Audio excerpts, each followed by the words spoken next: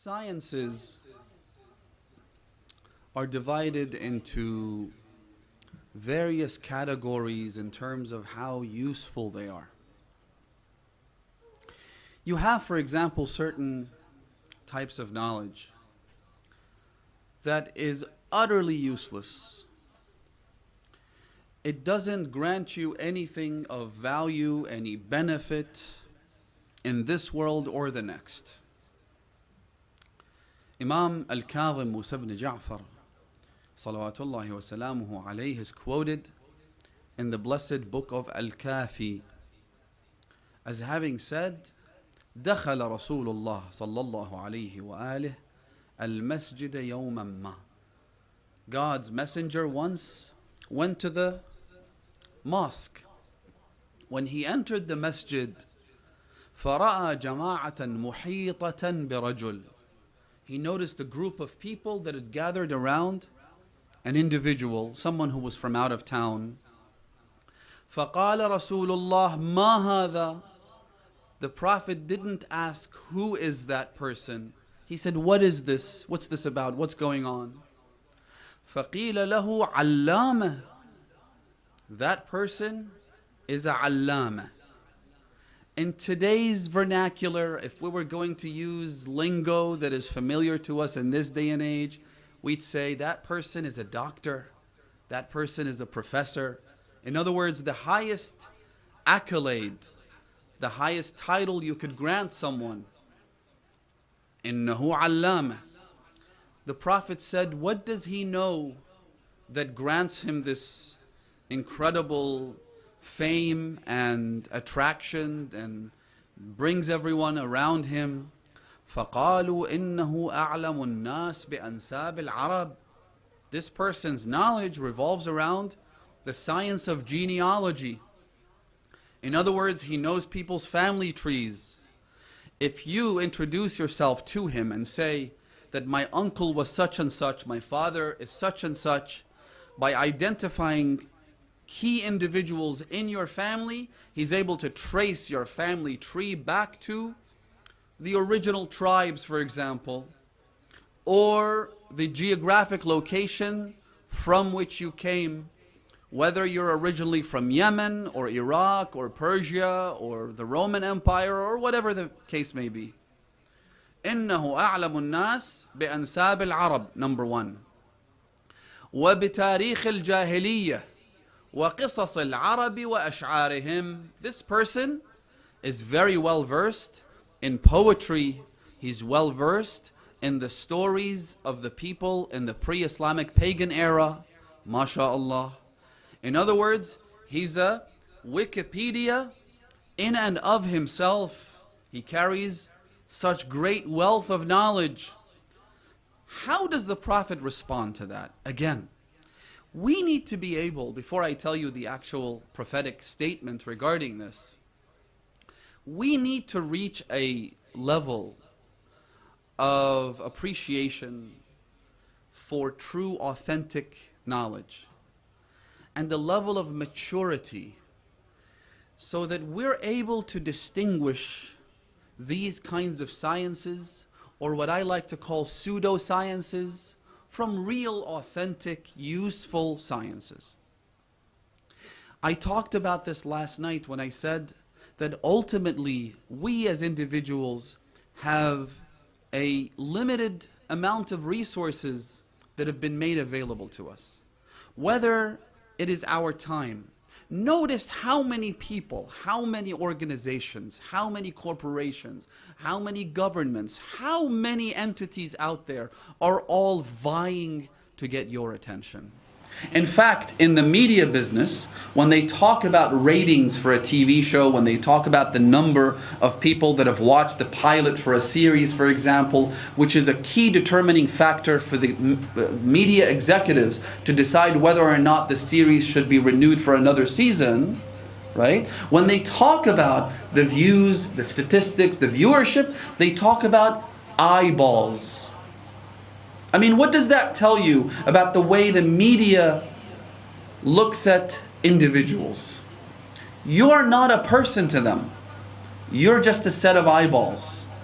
You are just someone who is there to consume their content. If that content has purely commercial value in their eyes, then that's all they care about. It's to try and get as many people to tune in, as many people to watch this show. And if that means infusing the show with all kinds of garbage, and I'm not just talking about the fictitious aspect of it, I'm not talking about how fantastical the storyline, the plot line happens to be. I'm talking about actually putting the stuff that they know will attract more eyeballs. They know will attract more people into watching the show. Isn't it pathetic? Subhanallah. I didn't want to say this, but we're on the subject and this is a pertinent problem. This is a cancer and metastasis. This is a disease that needs to be addressed. Isn't it pathetic that we, as a nation comprised of no less than 400 to 500 million people all over the world, the followers of the Ahlul Bayt, the Shia of Ali ibn Abi Talib, we're such a strong community spread out across the entire planet, from as far away as Barbados, which is a country that I'll be the first to admit I cannot identify on a map. I do know that it's in the approximate region in South America, the Caribbean islands, but exactly where it is I have no idea. But I do know, and I got to know an individual who's a Shia of the Ahlul Bayt who lives in Barbados, and he told me that he actually attends one of our classes online. He said there's only 4 of us on this island. From as far away as that place, all the way down to the small island archipelago of Fiji, the first country on which the sun rises. You have the Shia of the Ahlul Bayt spread out across the entire planet. Such a strong presence. We're powerful in terms of our numbers. We're powerful in terms of our wealth and our resources. We have all of this. And yet, it would take a fatwa from a marja to say whether you can watch a certain streaming service online or not. And then the entire world is in uproar. The entire community is so super confused. Say it, I'm getting messages, I'm getting phone calls. Should we cancel our subscriptions? Should we not cancel our subscriptions? What exactly is the Sayyid talking about? I'm not. Listen, calm down. You should be able to tell for yourself whether or not this is detrimental to your faith and to your values. It shouldn't take a marja to tell you that this is morally repugnant, that there's something wrong deep within the structure, that there is an agenda behind every movie, every series, every single show that they produce. You know that, I know that. Why is it that we'd have to be so immature?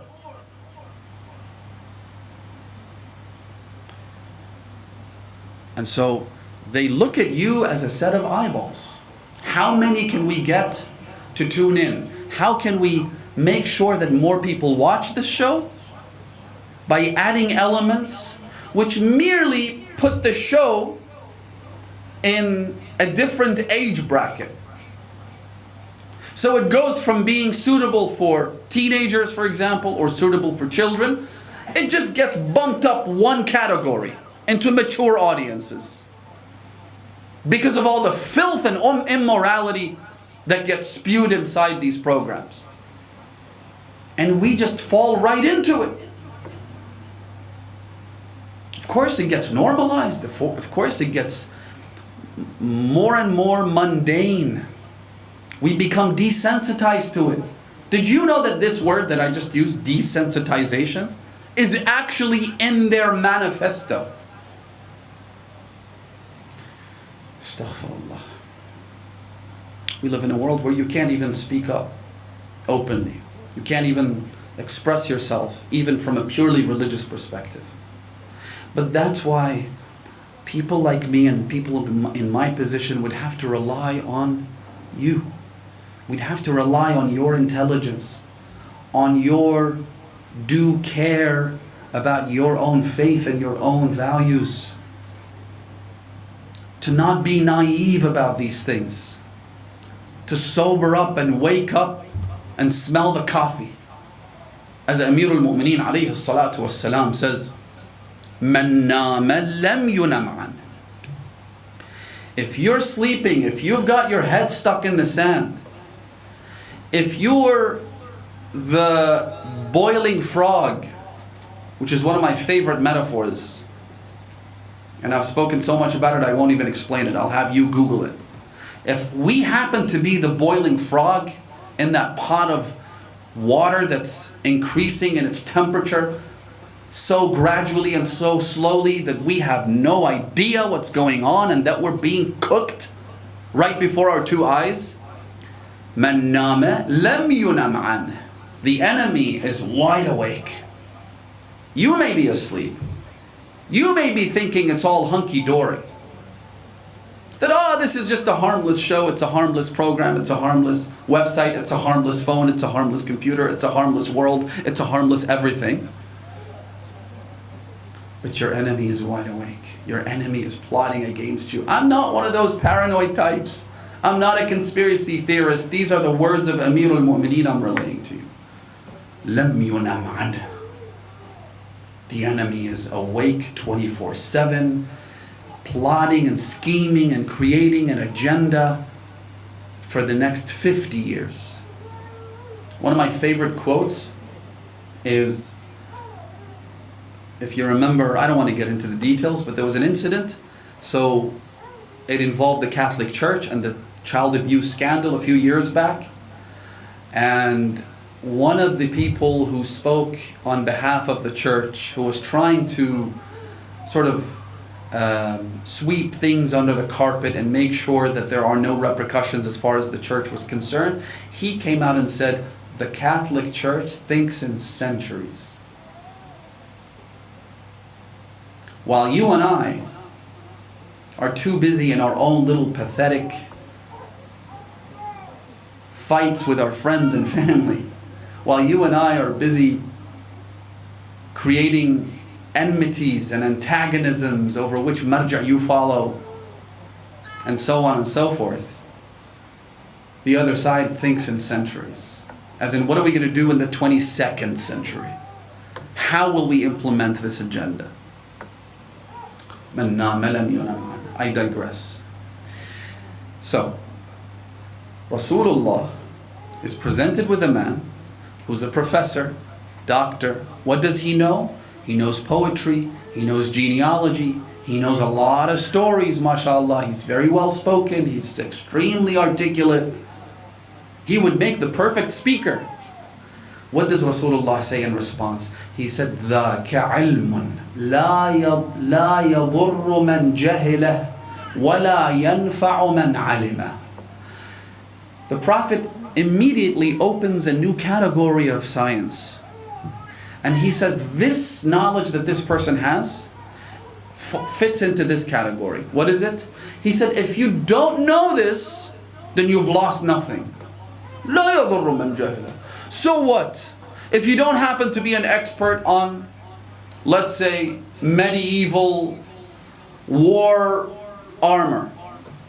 If you're not an expert in how a microphone is built, who cares? So what? There's plenty of other people who are experts in this field. If you happen to need it, there are others you can consult. ذَاكَ عِلْمٌ لَا يَضُرُّ مَنْ جَهِلَهُ وَلَا يَنْفَعُ مَنْ عَلِمَهُ. And if you do possess it, you don't get anything out of it. Now, that is not to say that if you possess this knowledge, you couldn't monetize it. Because we live in a world where you can pretty much monetize any garbage. We live in a world where you could get to, well, not you, someone could get together with their friends and do the stupidest things to each other, post that on YouTube, end up making thousands and thousands of dollars. So you can monetize whatever you want. That's not what the Prophet is talking about. Money is not a value here. Wealth is not a value. How much you can make out of it is not the criteria. He says this is useless. In other words, at its essence, it's useless. At its essence, it's valueless. In other words, this kind of knowledge doesn't make you a better person. That's kind of what I'm trying to say in a nutshell. Possessing this doesn't make you any better than someone who lacks this knowledge. Now you might be thinking, well, what about all the professions? What about all the trades, all the skills that so many people have? If I learn the skill and the profession of plumbing, for example, or if I was into becoming a mechanic, or if I wanted to be a teacher, or if I wanted to be a tailor, and so on and so forth, do those sciences also fall into the same category? The answer is that those sciences in and of themselves don't have any inherent value. But they do become valuable from a secondary perspective. In other words, because learning the ins and outs of a car's engine allows me to become a mechanic and therefore work and earn an honest living, therefore it's good.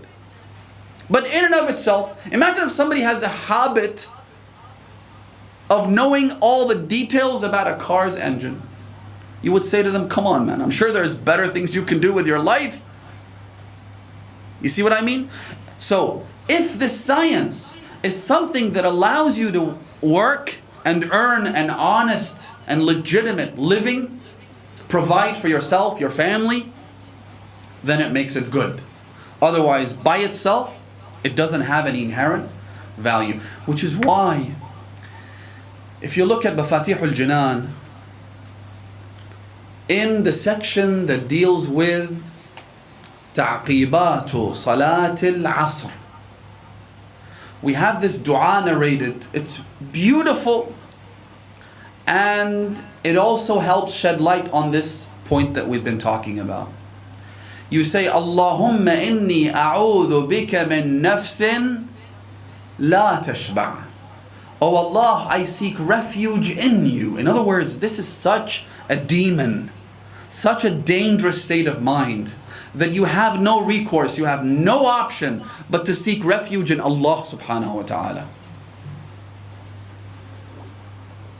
I'm not sure if I'm conveying the depth of the matter here. A refugee is someone who runs from what? From a threat to their lives. In this case, you are seeking refugee status and you're seeking asylum with who? With God. Over what? Over these things. Number one, min nafsin la tashba', from a soul that has an insatiable desire, that is never content. Whatever I get, there's more that I want. A'udhu bika min nafsin la tashba'. Number one.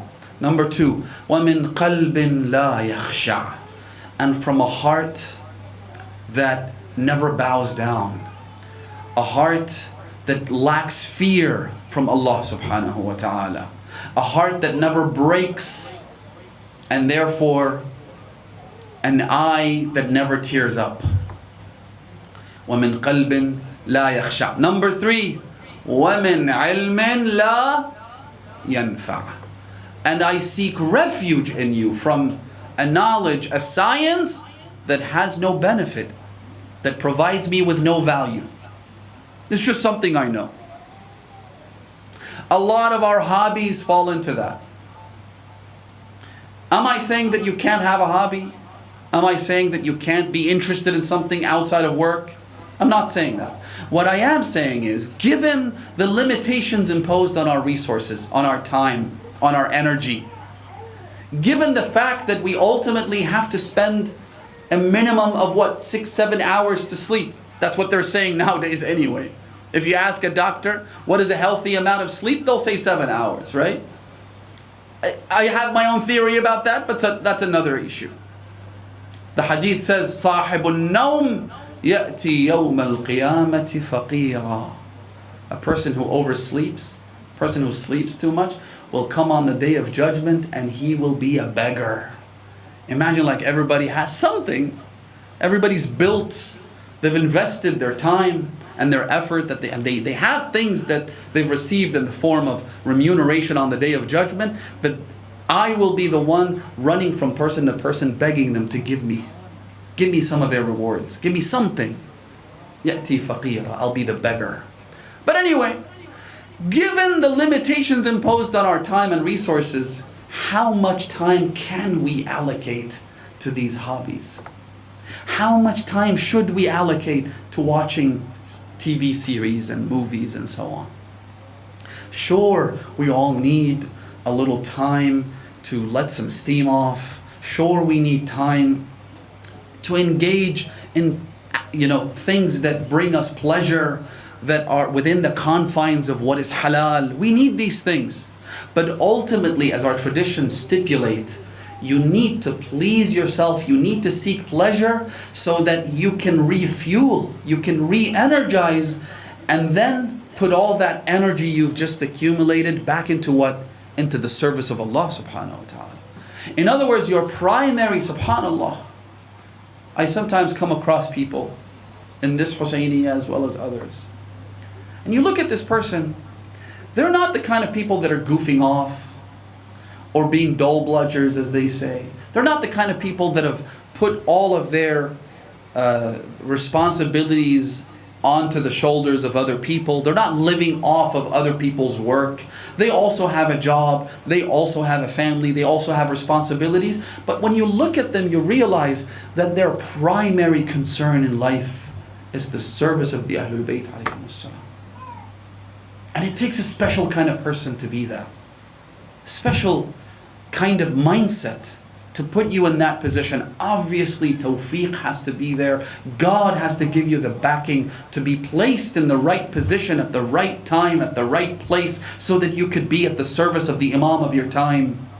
But you have to, إِنَّ اللَّهَ لَا يُغَيِّرُ مَا بِقَوْمٍ حَتَّى يُغَيِّرُوا مَا بِأَنفُسِهِمْ. You have to start there. You have to start in your outlook, the way you see life, the way you prioritize your time and your energy and your effort.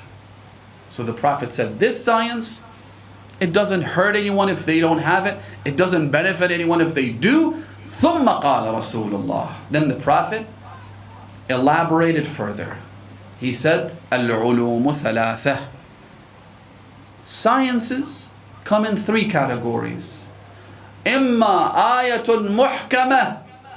Either you learn the Quran, you try and solidify your understanding of the Quran, you take out those verses that are ambiguous. How many of us find that when we open the Quran to read, there are so many things there that just don't make sense to us?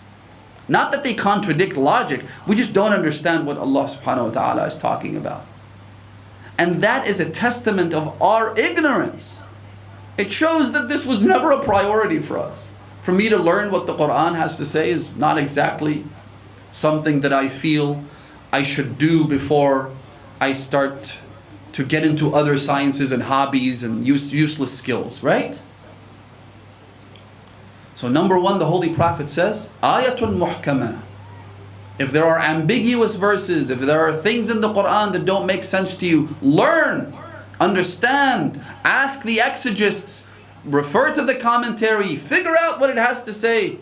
Your maraja' today are available basically 24/7. You can write to them, you can email them, you can inquire. Back in the day, people had to really suffer.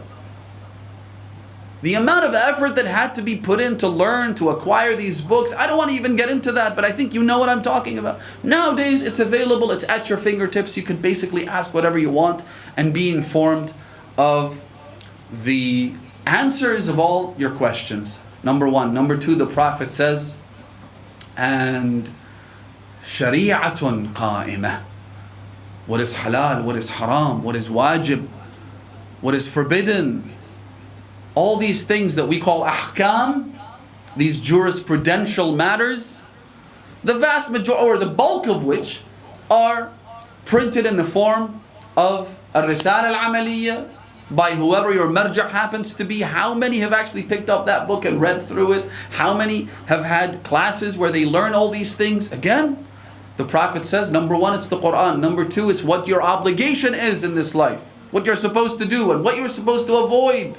When you want to learn how to drive, what do?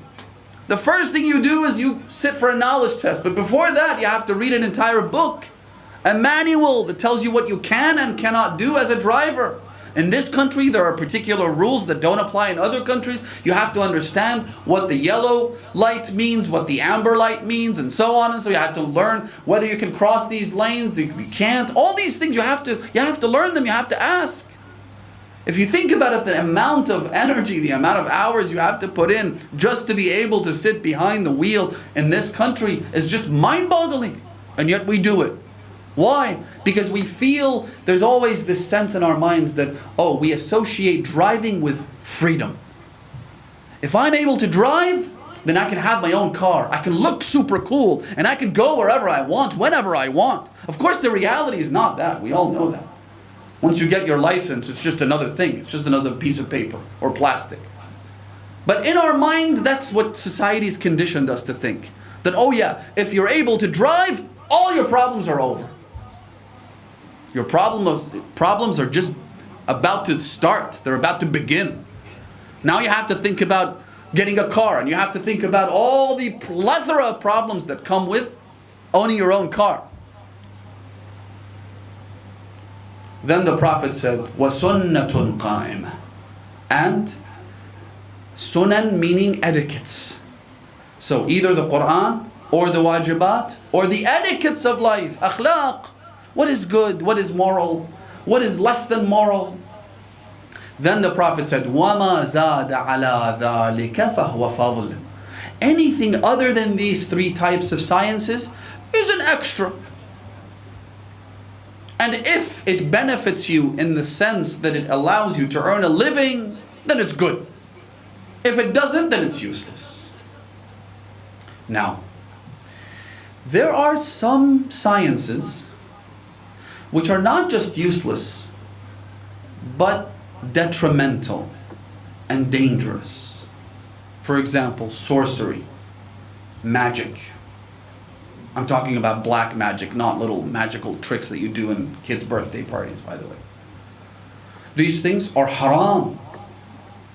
To acquire these sciences is forbidden in Islam.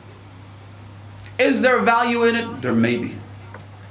Are people actually able to manipulate others into loving them, into hating each other, into doing this, into doing that? Maybe. Is it allowed? No, it's not. It's haram. So, we have to go back to the knowledge of the prophets. What did the prophets come to teach? Again, we spoke a little bit about this last night. I just want to go on to in a different direction tonight. The prophets came to teach us things that were above and beyond. Listen carefully, I'm choosing my words very meticulously. The prophets didn't just come to reveal reality. Allow me to elaborate. Sallu ala Muhammad wa ali Muhammad.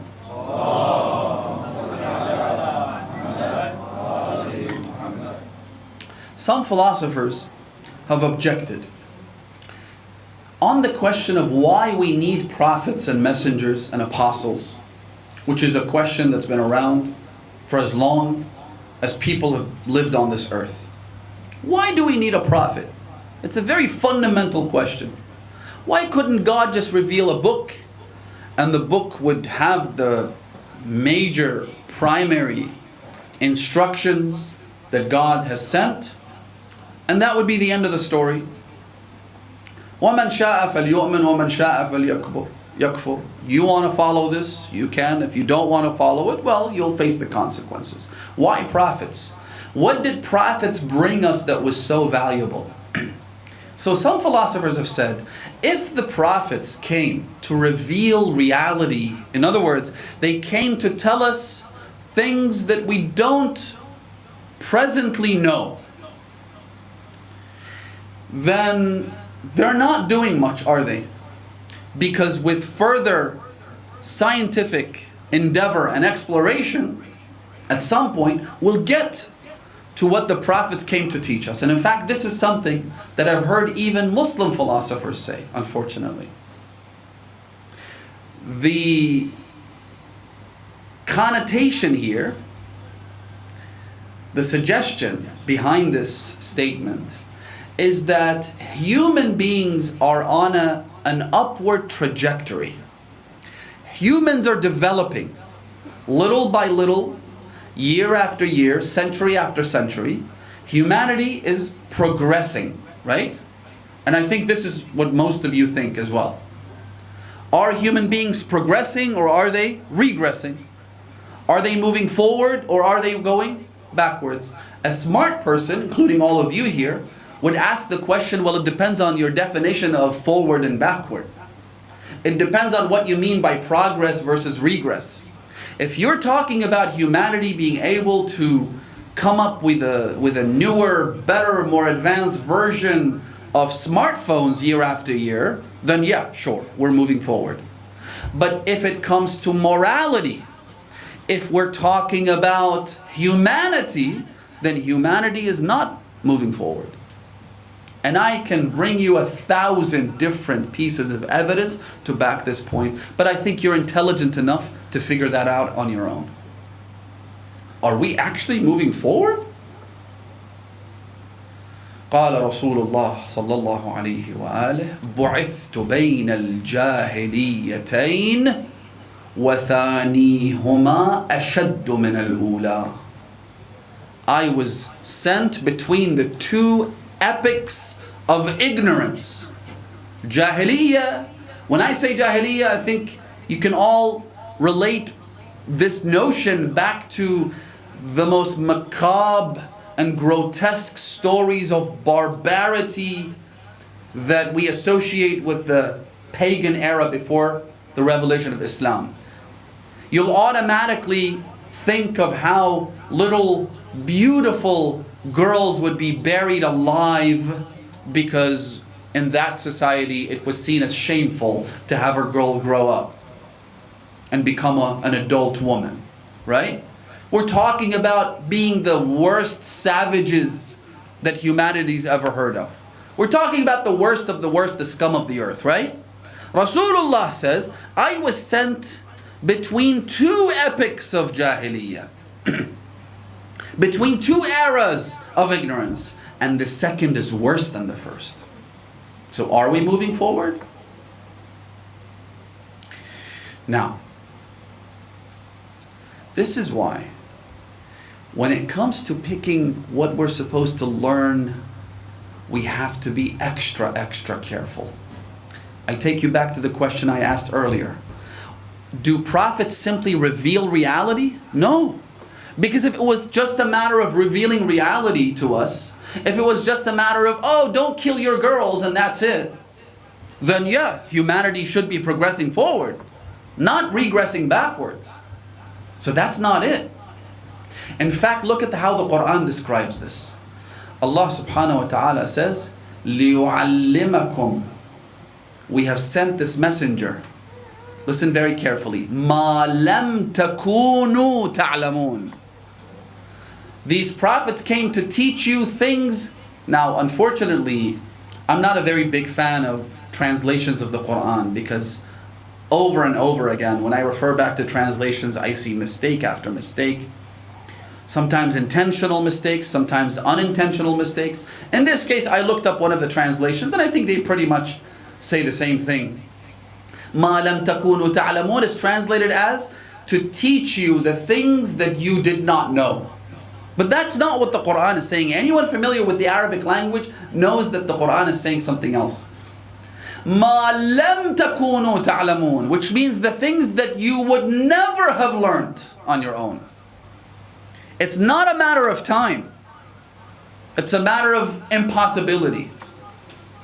That's what the prophets came to teach you. See, there are things in the Quran which you can explore on your own and figure out. For example, قُلْ سِيرُوا فِي الْأَرْضِ فَانْظُرُوا كَيْفَ كَانَ عَاقِبَةُ الَّذِينَ مِنْ قَبْلِ.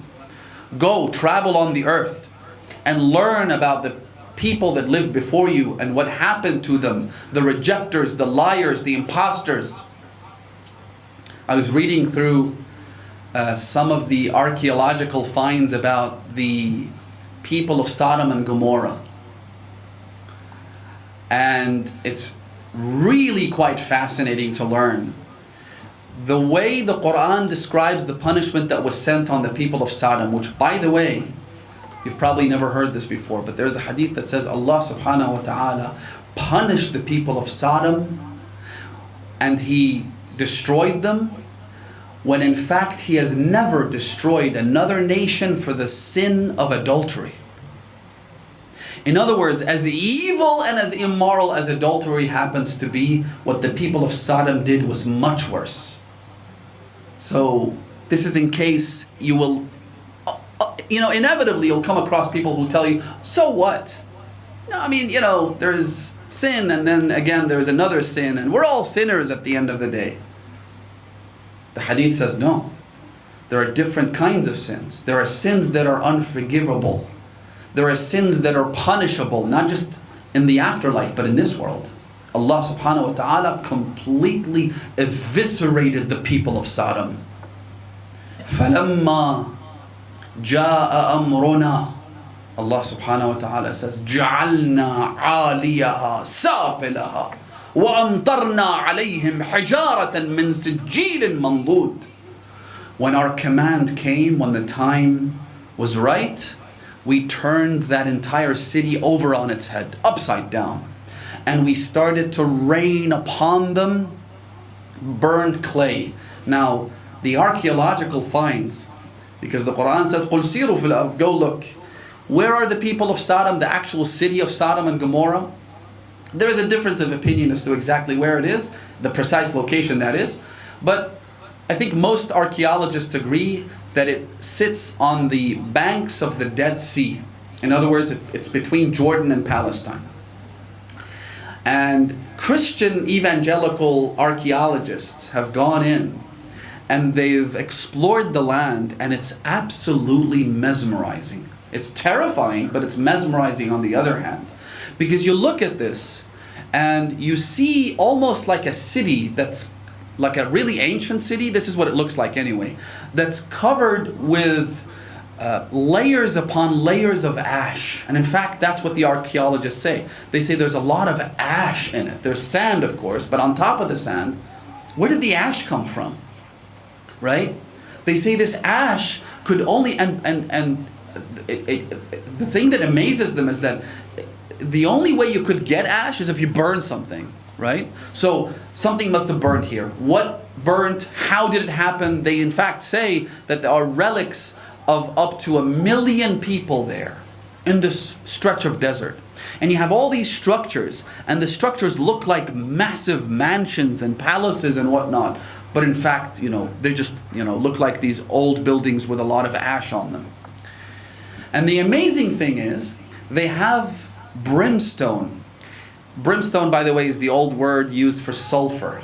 And if you know anything about sulfur, it's a highly flammable substance. In other words, you can literally just light it up and you get this deep, dark blue fire coming out of it.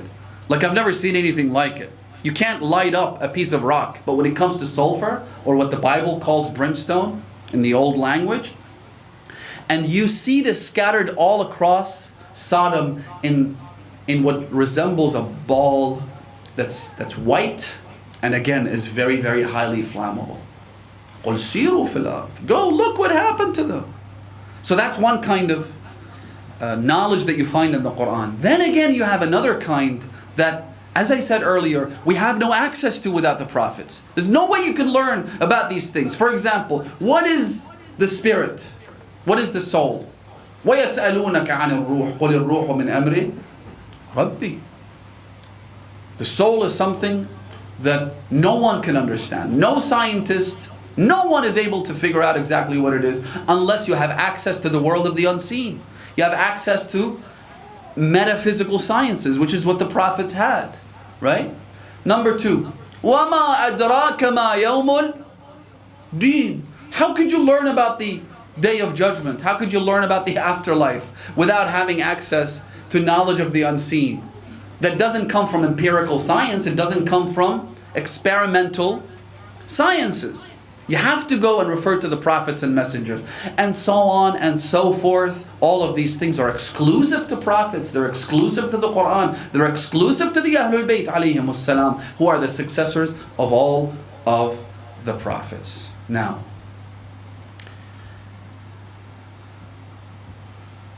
this is, I think, again, I've made my case that we need to learn. We really need to pick up books and find suitable teachers. We need to enroll in courses. Something we did quite recently, some of you might actually know about this, is a seminary course under the beautiful title of, if I may say so, John the Martyr Academic Seminary, named after John, the slave of Abu Abdullah al-Hussein, who was killed on the day of Ashura.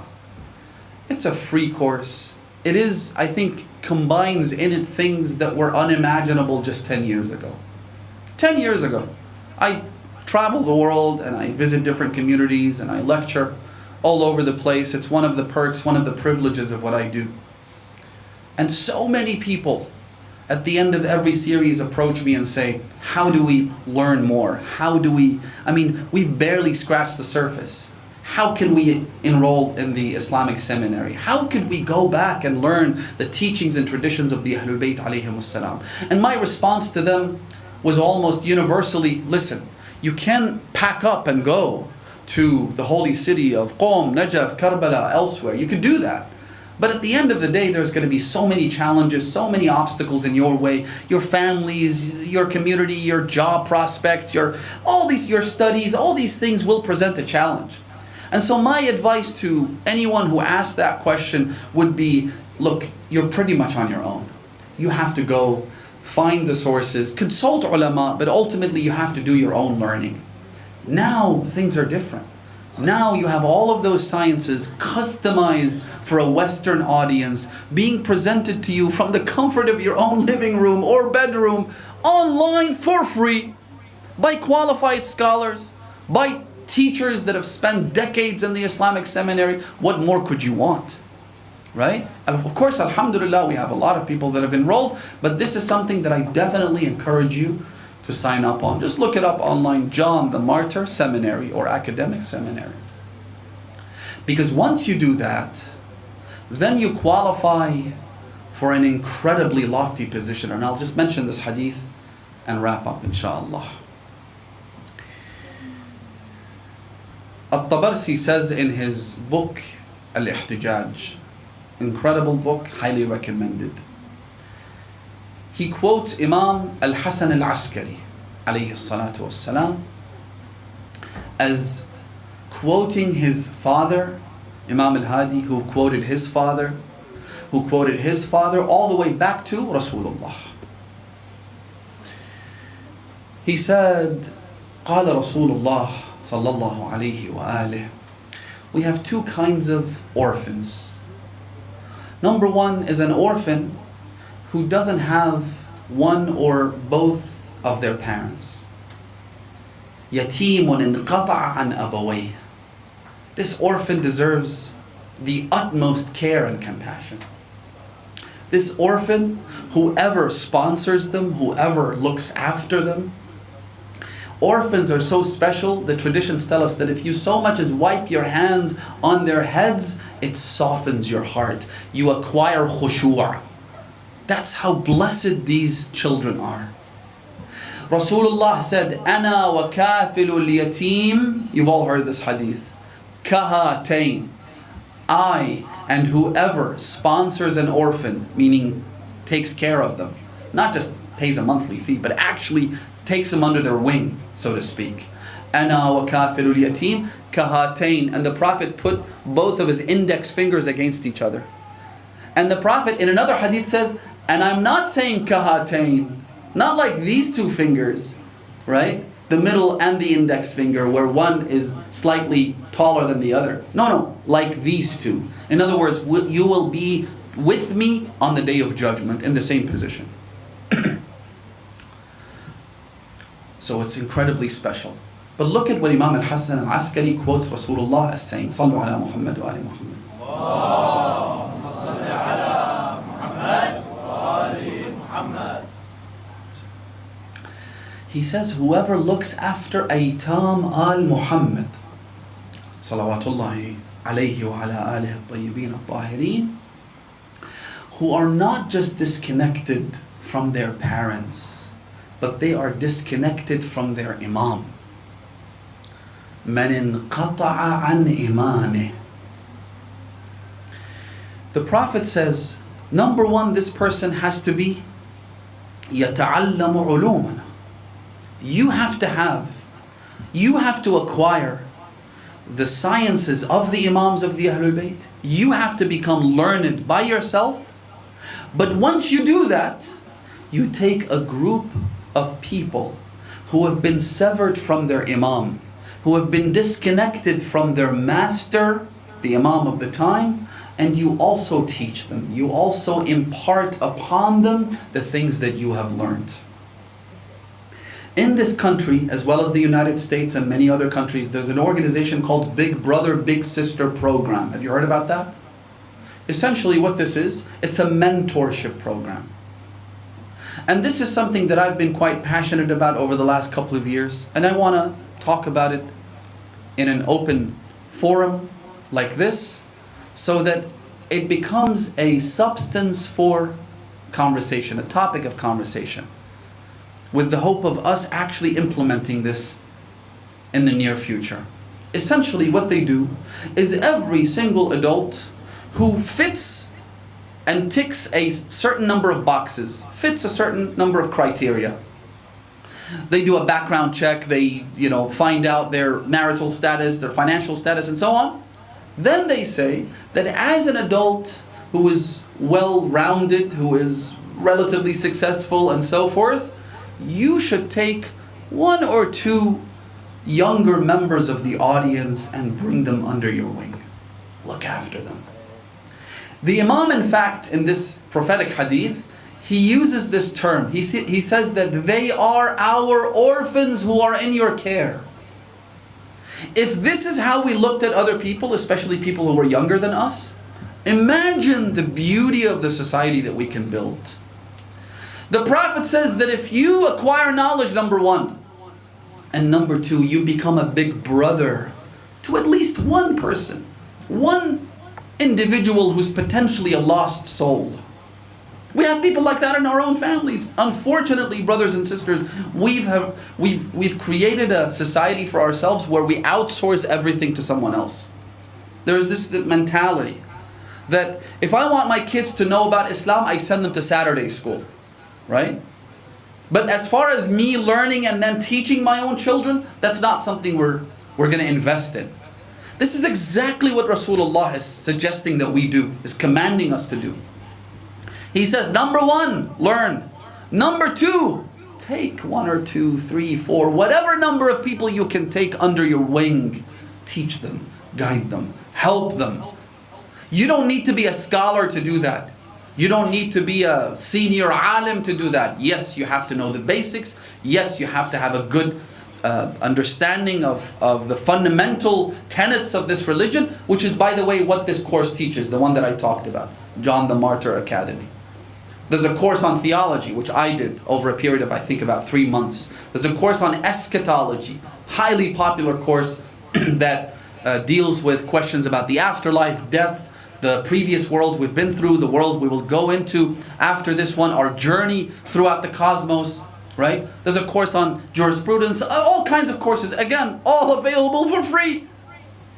All you have to do is enroll, commit, and sit down and watch and learn. There's all kinds of other material that have been made available. Each lecture is prepared, and then you have the summary gets sent over you online.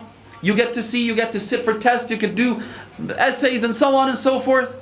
Learn and then take other people under your wing. Teach them. Rasulullah sallallahu alayhi wa alayhi then says that whoever does that, كَانَ مَعَنَا يَوْمَ الْقِيَامَةِ فِي الرَّفِيقِ الْأَعْلَى.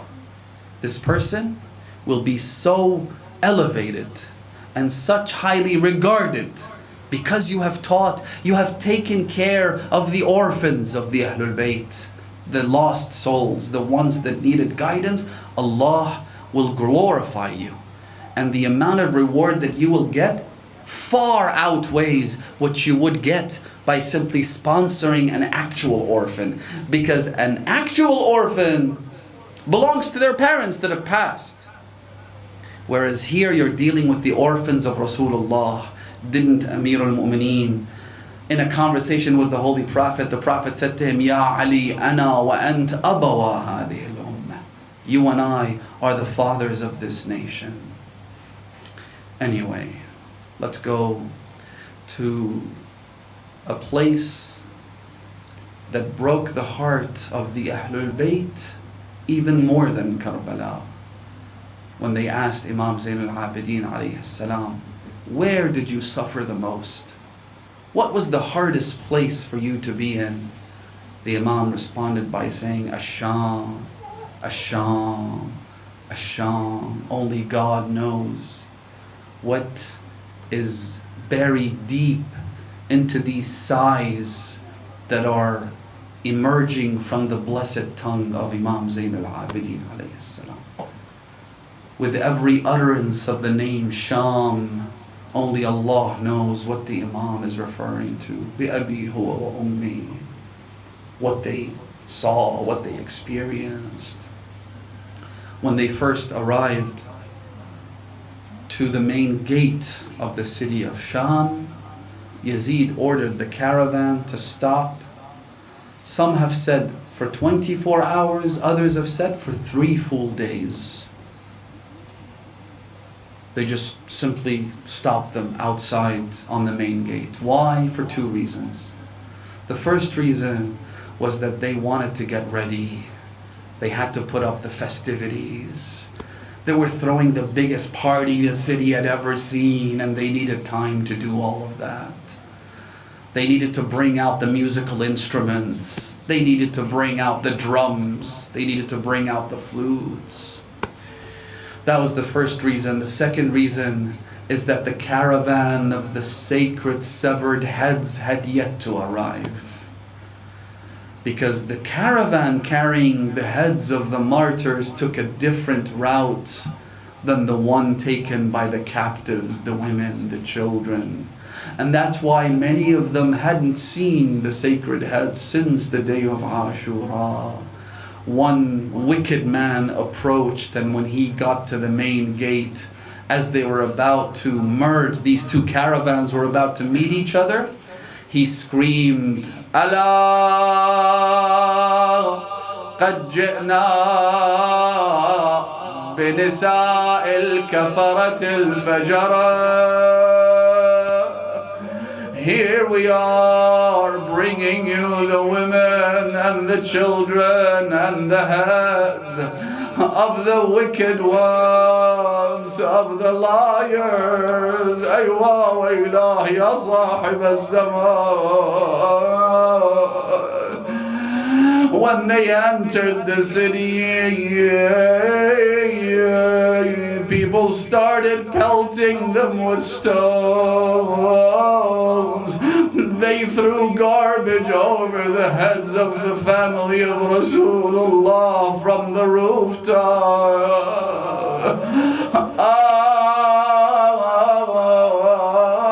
This elderly man, while everyone was busy, he came and approached Imam Zain al-Abidin.